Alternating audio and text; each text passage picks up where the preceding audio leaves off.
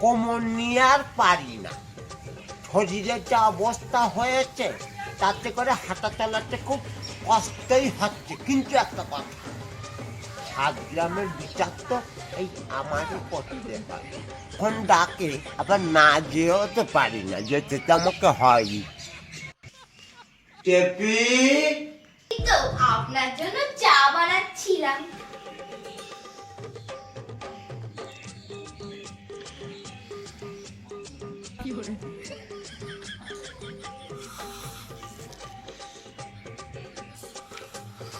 ও অপূর্ব চা।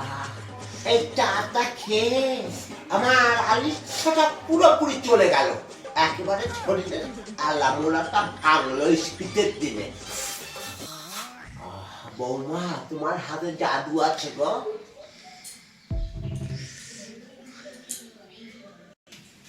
জানো টেপি, একটা কথা বলি, আমি চাই না এই 7 গ্রামের বিচার বিবেচনা করতে, কিন্তু লোকে মানে জনগণ আমার কিছুতেই ছাড়ে না।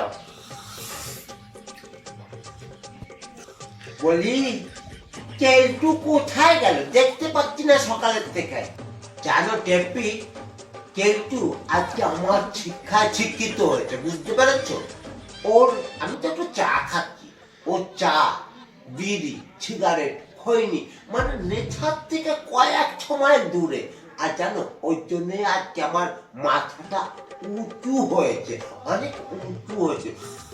পাড়ার ছেলে পেলেদের তো দেখি খৈনি, বিড়ি, সিগারেট সব কিছু খায়।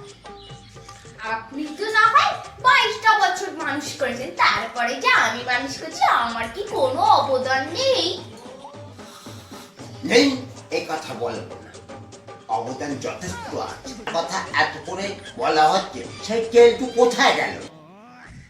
কি করে বলবো, আমি তো জানি না।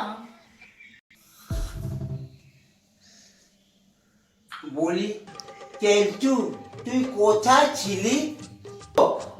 নতুন বছর পড়ে গেছে তো কি করব, ভাবছি ছুটি তো অফিস ছুটি, তাই ভাবলাম ঘরে বসে একটু বই পড়বো। ঠিক আছে, আছি, দুটো বই নিয়ে আসলাম। বলি, ছোটবেলার থেকে তো অনেক বই পড়া হয়েছে, আমি তোর এবার ডিকশনারিটা খুলে দিচ্ছি, দাঁড়া। ঠিক আছে।